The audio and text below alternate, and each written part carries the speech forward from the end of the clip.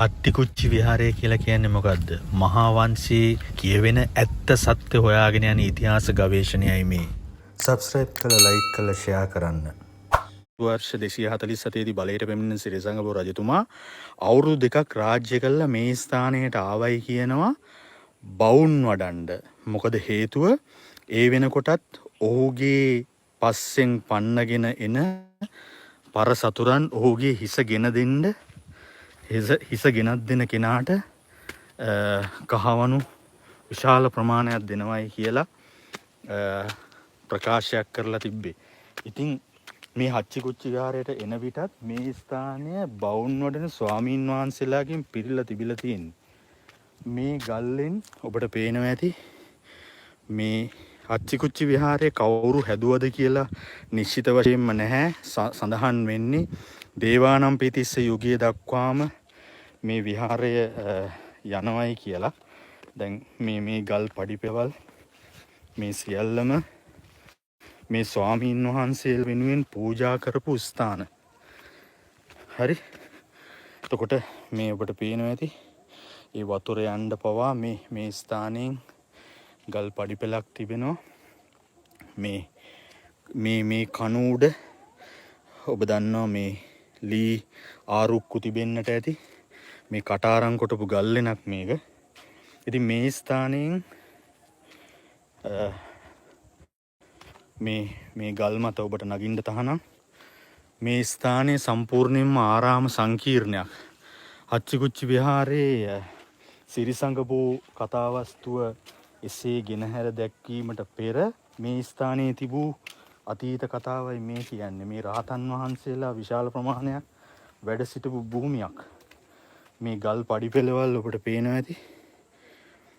මේ ගල් පඩිපෙළවල් වලින් කියන්නේ ඒ රහතන් වහන්සේලා වෙනුවෙන් පූජා කරපු වස්තුන්. මේ බොහෝ විට මෙතන බෝධි ප්‍රාකාරයක් වැනියමක් තියෙන්න ඇති. ගල් ආසනයක් තියෙන්න ඇති මේ ස්ථානයේ. ඒ සියල්ලම අද නටබුන් වෙලා මේ මිනිසුන් විශාල ප්‍රමාණයක් තම ශ්‍රමදායකත්වයේ සපයලා රහතන් වහන්සේලා වෙනුවෙන් මේ බවුන් වඩන ස්වාමීන් වහන්සේලා මේ ගල් පුවරු ඔබට පේනවා ඇති. හැම ගල් පුවරුවක්ම පුරුද්දලා තියෙන්නේ. මේ ස්ථානයේ ඔබට පේනවද යම් ඇඹරුම් ගලක් වැනි යමක් මේ ස්ථානයෙන්? එහෙම නැත්නම් මේ ජලය බසින්නට මේ ස්ථානයේ සකස් කරපු ස්ථානයක්. මෙතනින් ජලය එළියට එනවා. මේ තියෙන්නේ ඔබ නැගගෙන ආපු ගල් පඩිපෙළ. මේ ප්‍රාකාරය බෝධි ප්‍රාකාරයක් වන්නටත් පුළුවන්. මේ බලන්න හැම තැනම ඔබට ගියොත් දැක ගන්න පුළුවන් මේ ස්ථානයේ යම්කිසි නටබුන්නු යම් පිළිමගයක් වැනියමක් තියෙනවා. බොහෝ විට මේ පල්ලෙහා ප්‍රදේශවල රහතන් වහන්සේලා වැඩ සිටින ගල්ලෙන් කටාරම් කොටපු ගල් ලෙන් ඒවා තියෙනවා ඇති. අපිට ඒවට ළඟා වෙන්න හැකියාවක් නැහැ.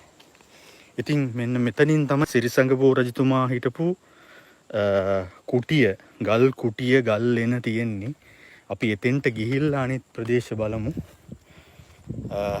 මේ ස්ථානයේ බොහෝ විට බෝධිගරයක්, ඒ කියන්නේ මෙතන මල් ආසනයක් වැනි යමක් තමයි මේ තියෙන්නේ.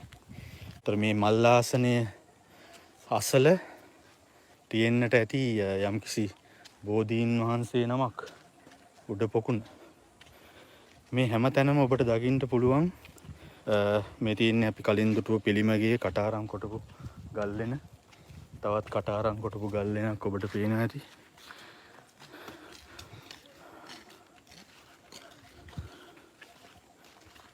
මේ හැම තැනකම රහතන් වහන්සේලා ඒ කාලේ වාසය කරපු ස්ථාන. ක්‍රිස්තු වර්ෂ 247 දී සිරිසංගපු රජතුමා මේ ස්ථානයට එනකොට මේ ස්ථානයේ රහතන් වහන්සේලාගෙන් පිරීලා තිබ්බේ. ඉතින් ඒකත් එක්ක තමයි එතුමා මේ උඩ ගල්ලෙනේ වාසය කරන්නේ අවුරුදු දෙකක් වාසය කරනකොට එතුමාගේ හිස අරන් යන්න එනවා ඒ මගියා. බත් මුලකුත් ඔතාගෙන ඉන්නේ අනුරාධපුරේ ඉඳන්. ඉතින් බත් මුල නරක් වෙන්න කලින් මේ ස්ථානයට ආවයි කියන එකත් එක්ක තමයි මෙතන එළු අත්තනගලු වංශයේ කියන සිරිසංගබෝ රජතුමා අත්තනගල්ලේ හිටියයි කියන සාධකයේ බිඳ වැටෙන්නේ.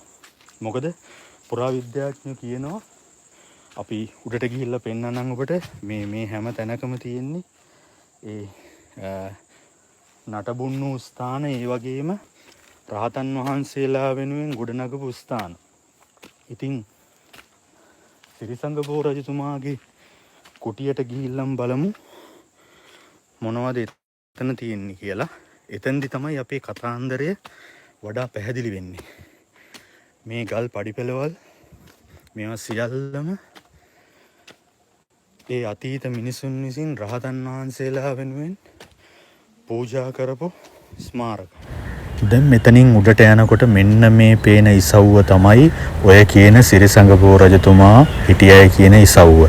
ඉතින් මෙතන එතුමා විවේක සුවයෙන් වැඩ ඉන්නේ නැති ඔබට පේනවා නම් අන්න අර ඈතින් පේන කඳු වලල්ලත් එක්ක තමයි අපේ කතාව පටන් ගන්නෙ. ඒ කතාව අපි තව පොඩ්ඩකින් කියන්නම්. ඊට කලින් බලලා ඉමු. ගල්ගම ප්‍රදේශයේ තමයි හත්තිකුච්චි විහාරය පිහිටලා තියෙන්නේ. හත්තිකුච්චි කියලා කියන්නේ ඇතෙක්ගේ ස්වරූපයට තියෙන ගලක් නිසා නම පැටබඳුනා කියලා තමයි කියන්නේ. කුටිය තියෙන ප්‍රදේශයේ කටාරම් කොටපු ගල් වෙනක් ඔබට දැක ගන්න පුළුවන්. ඒ වගේම ඒ කුටියට ඇතුළත් වෙන ස්මාරකය මේවා සියල්ලම වට වෙලා තියෙන්න ඇති යම්කිසි ගඩොලින් කරපු පවුරු වලින්. නමුත් අද ඒවා කිසිවක් අපිට දකින්නට නැහැ. මේ තියෙන්නේ අවට පරිසරය. අපි මේ යන්නේ එතුමා එදා ආගිය තැන්වලට. මගියා අනුරාධපුරේ ඉඳන් මේ ස්ථානයට තමයි එන්න ඇත්තේ කියලා. මේ ඔබට දිස් වෙන්නේ ඈතින් අනුරාධපුර ප්‍රදේශය. ඔබට පේනවා නම් අර ඈත පේන කඳු දෙක මැද්දෙන් ලා නිල් පාටට යමක් පේනවා. මේ බලන්න උත්සාහයක් දරන්න. මේ ස්ථානයේ ඔබට පේනවා නම් සුදු පාට චෛත්‍යයක් වගේ යමක්. ඒ වෙන මොකක්වත් නෙමෙයි මිහින්තලා කන්දේ තියෙන චෛත්‍යය. ඒ චෛත්‍යය තමයි මේ ස්ථානයට දිස් වෙන්නේ. මේ ස්ථානයේ තමයි අර සිරිසංගබෝ රජතුමා හිටපු ඒ ගල් කුටිය තියෙන්නේ. හරි. ඒතර මේවා සියල්ලම මේ ගල් උගුල් විදියට අපිට පේන්නේ මේ ස්ථානේ. ඉතින් මේකත් එක්ක තමයි එළු අත්තනගලු වංශයත් එක්ක මේ පරස්පර විරෝධීතාවයක් ඇති වෙන්නේ. මෙතුමා හිටපු ප්‍රදේශයේ සම්බන්ධයෙන් සිරිසංගබෝ රජතුමා එළු අත්තනගලු වංශය කියනවා අත්තනගල්ලේ හිටියා කියලා. නමුත් පුරාවිද්‍යා සහ මහා වංශ සාක්ෂි වලට අනුව මගියා ඒ හිස හොයාගෙන එන මගියා බත්මුලකුත් උතාගෙන අනුරාධපුරේ ඉඳන් මේ ස්ථානයට එන්නේ.